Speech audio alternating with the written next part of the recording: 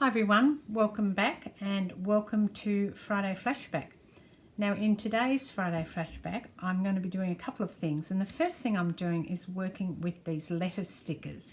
So these are an old Making Memories letter and number stickers, and I don't use this sort of thing in my journals anymore. In fact, I haven't used these, and I was really quite surprised when I found them in my stash. They're just sticky back letters, and surprisingly after probably 10 plus years, they are still sticky on the back. So if you have any of these, I'm going to show you what you can do with them to repurpose them in your junk journals. So I've got a piece of old scrapbooking paper here. I'll put it up the right way. It's actually got a scripture on it, I think, and not something that I would use.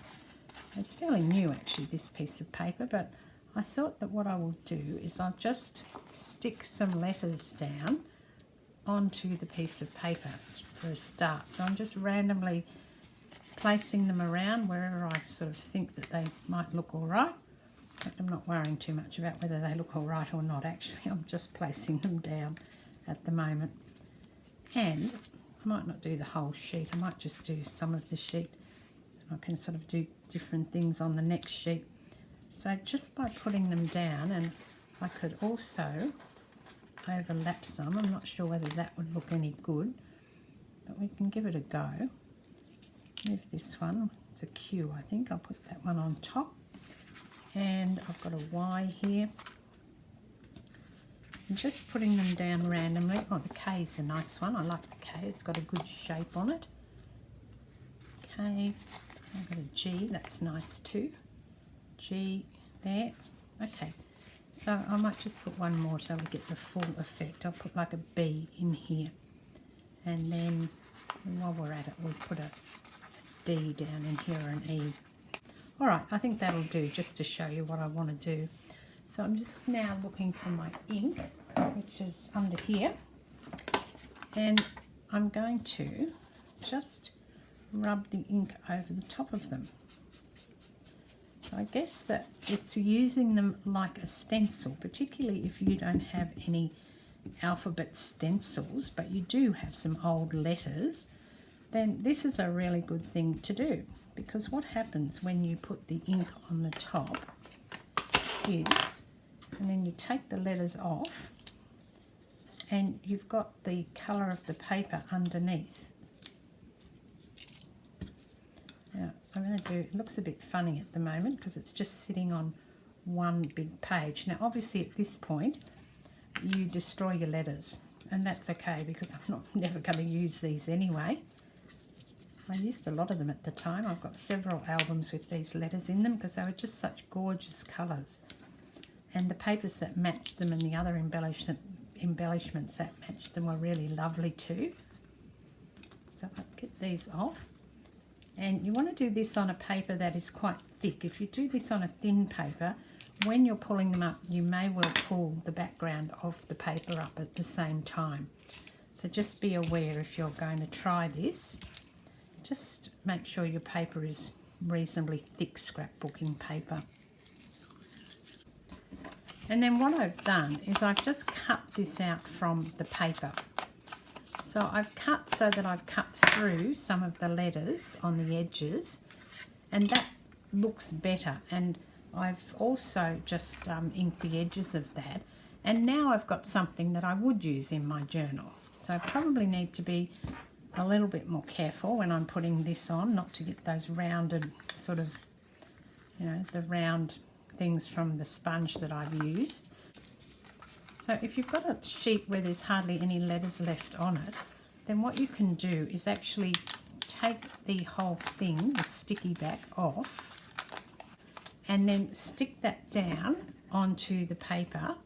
Actually left my paper over there, so I'll do it with this one. Stick that down and do the same thing. So just go through. Now you're not going to get the centres of the A's and B's and those letters, but it still will be enough that you get quite a nice look, I think. And I've also done this many, many years ago. There you go. So you do get enough, and that's something else that you can do with these old letter sheets if you don't use them anymore. Now the next thing I'm going to show you is these scrapbooking papers. Now obviously I did this layout and I haven't finished it, but it's been sitting there in my pile, and I thought, oh, I better do something with that. I think it goes up this way. Yes, it does. Got all sorts of funny little things on here, little felt flowers. It's cute, but it's also got a scalloped edge. So these were very popular back, 10, 15 years ago, maybe 12 years ago. I don't know now, but they were very popular. And anything with a scalloped edge, or you used to be able to get ones that had like a zigzag edge on them, and I sold a lot of them when I had the shop. So I figured that people might still have some of these lying around. I like the green dots. It's actually really pretty. It's got some grumpiness to it. What's on the other side? Oh, okay, so it's a single-sided making memories sheet, and it's called die cut scallops, 12 by 12, right. So I thought, I've just gone through my paper stash and pulled out a few of sort of weird papers and thought I'd have a look and see what I can do with these. One thing that comes to mind to do with these sort of weird paper edges is you could cut it and just use that with the little flowers, but if that's not your cup of tea, then I thought that the other thing I can do with it is just to use the ink again. And I might just put it up this way because it'll be easier.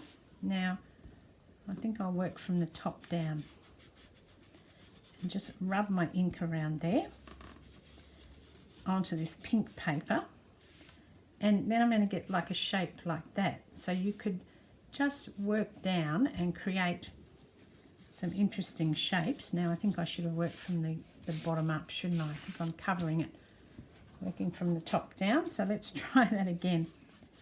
Okay, so working from the top, oh, there you go, that'll do. So just rubbing my blending tool across there, and I get these interesting looking shapes. And if you did that sort of on a tag or something, it's probably going to look very cool. In fact, I'm going to get a tag and do it on that. You'll get a better idea if I actually do it on a tag, I think. So I've pulled a tag out, and let's put some on here. I'm going to stop it moving around though.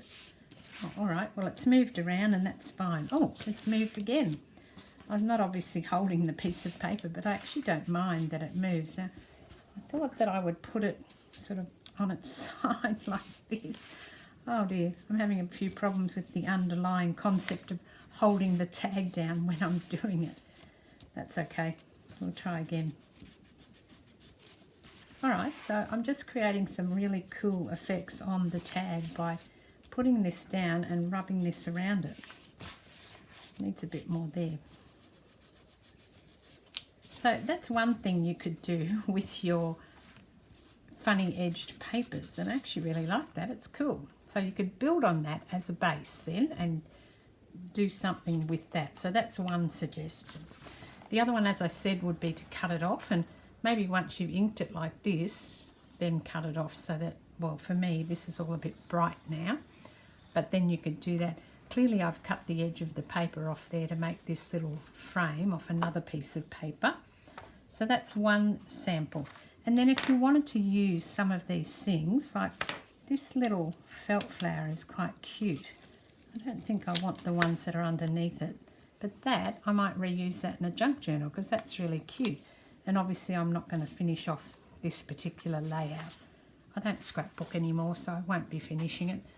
So that would be something. And then I could actually use this part here in the centre and make tags and things out of that. So that's an option. Let's put that to one side. And there's my letters I was working with before. Now I've got this. It's a Heidi swap, and it's called Invisibles. And the way that this worked from memory was that you actually rubbed it with some, probably not this because we didn't have things like this back in the day, but you rubbed it with some chalk or something. I think that's what we used to use. And by rubbing it, it brought out these circles that are actually on the page, and it gave them some, some definition. And because it's like they're like a little bit glossy, the whatever you're using doesn't go on them, it just goes to the stuff that's around the outside. So you could do a little or a lot, depending on how dark you wanted your circles. And then if you did that, so if you've got something like this, and they came in not just dots, but there were other patterns that they came in as well, and then you could cut that out and make that into a background for a tag as the base, and then build up from there. So there's something to do with those if you have them. If you didn't want to do that, then I guess you could just use the back of it, although it is a bit bumpy because of the circles that are on it. But that's what I would do. I will cut this down and I'll use that as the base for a tag. Then this is the next one. Now this is like super bright. This is an old Dream Street papers, which were beautiful papers, called Birdie Bits. And it's actually die cuts. So it's back and front, super bright. And the little birds are very cute though, I like them. And then it had these holes along here. So I'm not sure what you were meant to do with that, but it's all die cut. So these two pieces actually pull out. I don't even know why I've still got this in my stash, but I've still got a box of old scrapbooking papers that I'm sort of working through. So there are two of them in here. And if you have anything like this, and I'm sure I'm not alone, I'm not the only person who's still got things like this in their stash, then the thing for this would be that maybe you could make this into a little journal or a little flip within your scrapbook, within your junk journal, sorry. I'm going to fold it in half, and I'm just winging this. I haven't thought about what I'd do with this. I just pulled them out and thought I'll have a go. Typical me. But the birds are up this way, and then you've got this inside, and then I thought if you do this one, which is plain, so you could write on it, and again fold it in half, score that, and then put this one inside this one and just, you know, stitch or glue through there, and then you've got a little flipper for your junk journal. And it's a good size. It's probably 5.5 inches by 5, yeah, it's probably 5.5 inches, or maybe, yeah, that's probably 5 inches by 5.5 inches.